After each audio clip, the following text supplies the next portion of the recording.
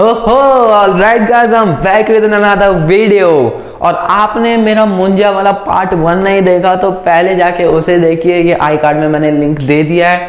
और अगर देखा है तो चलिए आज उसकी एक और असली घटना आपको सुनाई जाए।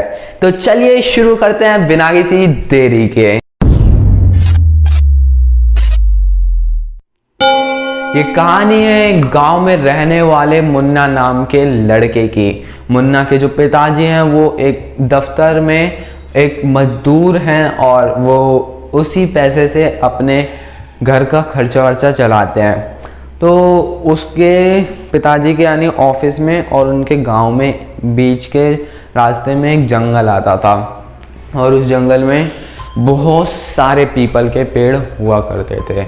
और गांव वाले कहते भी थे कि ये जो पीपल के पेड़ हैं इतने सारे, ये किसी इंसान ने नहीं लगाए हैं, ये एक बहुत बड़े या तो किसी दानव ने या फिर किसी देवता ने लगाए हैं। ये चीज़ गांव वालों को भी क्लियर नहीं थी, लेकिन तब भी वो हर साल एक दिन ऐसा ज़रूर रखते थे जिसमें वो पूरे जंगल के पूरे पेड़ों की पूजा करते थे। तो एक दिन मस्ती मस्ती में उसके पिताजी अपने साथ मुन्ना को भी ले चले। अब मुन्ना को भाई बीच रास्ते में जंगल में लग गई एक नंबर। उसके पिताजी ने सोचा क्या ही हो जाएगा, उसने पीपल के पेड़ पे भाई एक नंबर कर दी। लौटते समय उनके साथ काफ़ी ज़्यादा चीज़ें ख़राब हुई, जैसे ठंडी ठंडी हवाएं चल रही हैं, ठीक है, कोई उन्हें पीछे से उनका नाम लेके बुला रहा है, कोई उनकी पीठ पे ऐसे धक धक धक कर रहा है, या फिर उनको अपने ऊपर काफ़ी ज़्यादा बोझ सा नज़र आ रहा है। अगले दिन पता चलता है कि मुन्ना गायब है घर से और पूरे गांव वालों ने उसे ढूंढा मिलके, लेकिन वो कहीं नहीं मिला। आप कह सकते हो पूरे गांव वालों ने एक एक गली, गांव की एक एक गली, एक एक कीचड़ नाप डाले, लेकिन मुन्ना भाई कहीं नहीं मिला।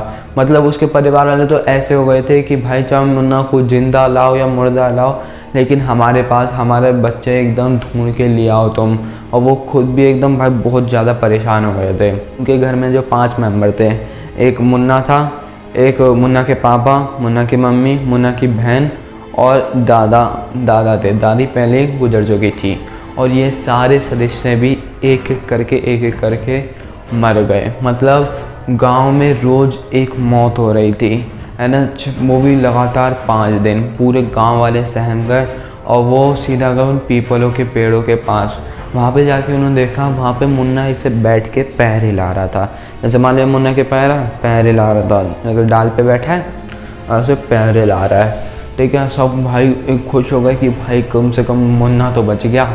लेकिन जब उसके पास गए और उन्होंने देखा उसकी आंखें पूरी सफ़ेद हो रखी हैं, उसका पूरा शरीर सफ़ेद पड़ रखा है और उसके जो तलवे थे, जो पैर के नीचे का पार्ट होता है, वो पूरा नीला पड़ रखा है, यानी वो भी पूरा मर चुका है और ठंड के मारे उसकी लाश की हालत हो गई है। लेकिन अब यहाँ पे गांव वालों को ये चीज़ भाई बहुत ज़्यादा स्ट्रेंज लगी कि अगर ये मर गया था तो ये पैर कैसे हिला रहा था। तब एक तांत्रिक आए, उन्होंने बोला, मुझे इस चीज की खुशबू आ रही है, मैं समझ सकता हूँ यहाँ पे क्या हुआ है। यहाँ पे एक मुंजिया का आवाज है, तुम सब जितना जल्दी हो सको इस बच्चे को ले जाओ और इसे दफना दो, इसका अंतिम संस्कार मत करना। ऐसे कहते हैं कि इसकी बॉडी को जलाना मत, इसको दफना दो, क्योंकि अगर इसकी बॉडी को जलाओगे तो इसकी जितनी भी बॉडी जलेगी तो हवा निकलेगी, ठीक है। अब वो पूरे गांव में फैल जाएगी और पूरे गांव में मुंजिया का साया पड़ जाएगा। तो इस वजह से मुंजिया का जो मुन्ना था उसका अंतिम संस्कार भी नहीं हो पाया, उसको ऐसा ही दफना दिया गया।